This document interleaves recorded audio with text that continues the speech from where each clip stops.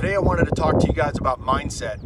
And the first thing that I like to think about in regards to mindset is a speech that Clint Bruce gives as he travels throughout the country. And for those that don't know Clint Bruce, I'm just going to give you a quick snapshot, very quick snapshot. And that is, he played for Navy. He was a former Navy SEAL officer, and then after that he played for played Pro Bowl while he was at SEAL Team 5 for just a little bit for the Saints.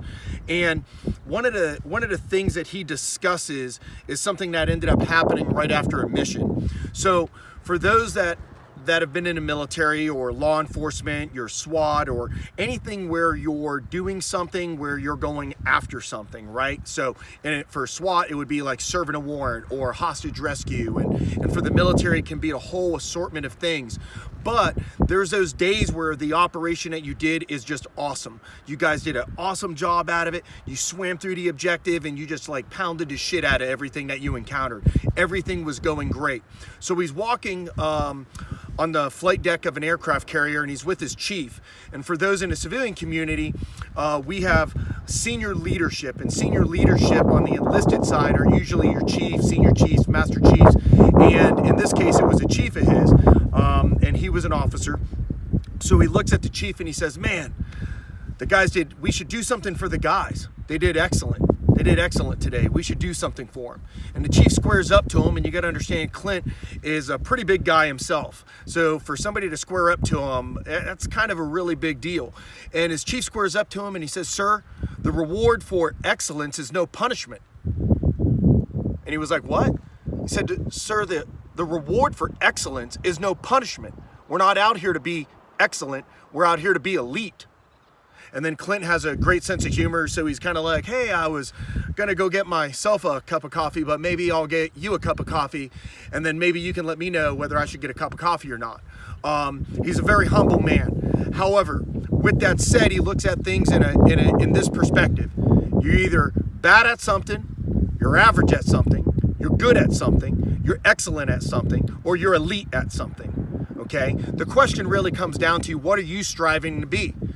That's really what it comes down to. Where's your heart? Where's your heart lying is? Now, we're not born into all of a sudden we do something, whether it's like for me, skydiving, riding enduros, shooting, like everything that is going to be worth something to you, I guarantee you'll have to work for it. Nothing comes easy.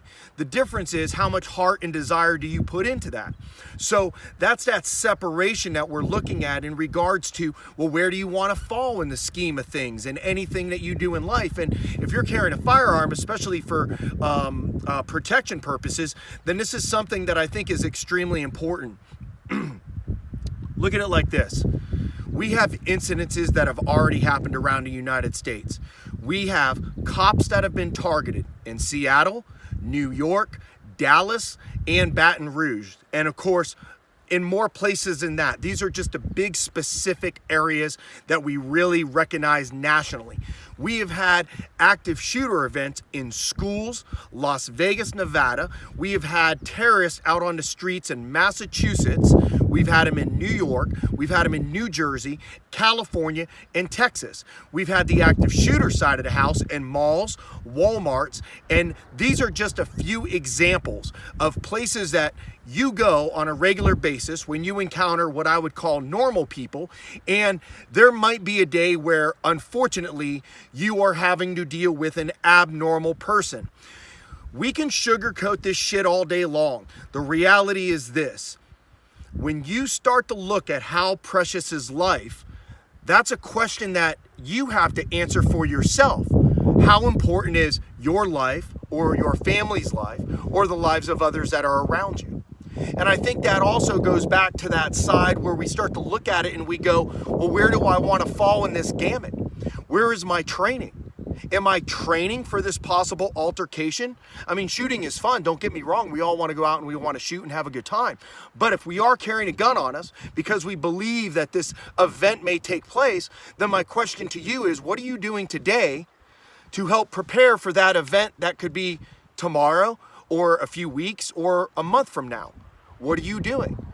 And if you knew it was going to happen, like if you had a glass ball, right? If God himself came down and told you, listen, you're going to be in a shootout in Las Vegas, Nevada, or in a Walmart 1 month from now, how would you handle that? Because I guarantee what you would do is you'd start training and preparing for it.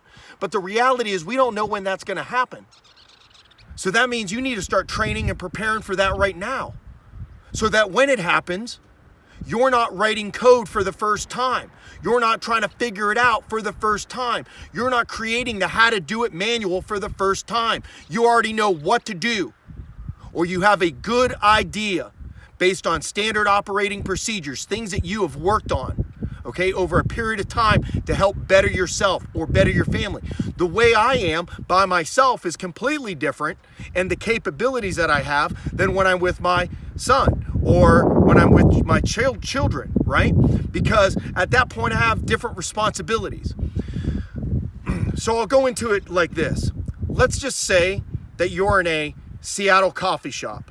You walk in and you say hi to the 4 law enforcement officers that are sitting in the back. And let's just say I'm taking my 7-year-old with me because, you know, he's been screwing up in school, hasn't really been doing good, right? He's been getting into a little bit of disciplinary problems and typical stuff that young boys get into. But this week was a good week. This week was a week where he was doing everything that he needed to do. He was doing his job, right? That's his job.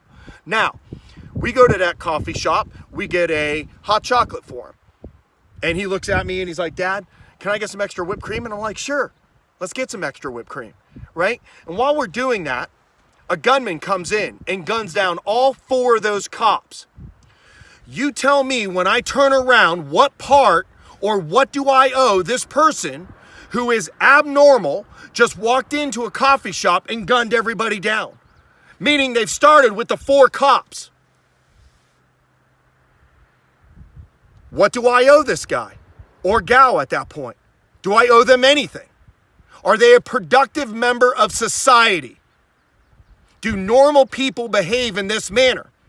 Because if I choose to dick around with this guy and a stray round comes out of his gun, or I fire a couple and I reevaluate and I fire a couple and reevaluate, like we were told many years ago, which is fucking retarded now, we shoot for compliance and compliance is down on the ground. No cop in a fight ever fights a suspect and lets him stand there, reevaluate the situation, and then figure it out from there. We take somebody, if we go hand to hand, they go to the ground. The taser goes to the ground. Expandable baton, we go to the ground. The ground is where control is. Same thing with the gun. I'm only doing it with projectiles. That gives me distance, and distance gives me time. So when I turn around and I try to engage this guy, I am driving him to the earth as fast as humanly possible, because if I don't, and one stray round comes out of this gun, ricochets off the floor and tags my kid, we've got some major issues. My mindset is set up in the fact that there's going to be one of a few outcomes. One outcome. I go home with my kid and explain to my wife what happened that day. That's one possible outcome. The other outcome is a cop drives my kid home, knocks on the door. And when my wife opens up the door, obviously she's going to be wondering, where's my husband? And then she'll get it. At that moment, she'll get it. She'll understand. She'll understand. Because you know what my son needs at that moment in time? My son doesn't need bad. He doesn't need average. He doesn't need good. He doesn't need excellent. At that moment, he can't protect himself. He's thinking, well, if I had a Glock 19, I'd smoke this guy already. But he doesn't. Which means that he's expecting daddy's going to do his fucking job. And that's the difference between excellent and elite. Your kid and your family is expecting elite. Because I will tell you the conversation that I will not have with my wife. And that conversation will not be me ever showing up without my kid. That conversation doesn't take place. I will die before that. Where is your mindset? Think about it. Mindset is extremely important. I love you guys. You guys are out there making the world a better place, keeping us safe because you guys are good CCW holders. Thank you guys.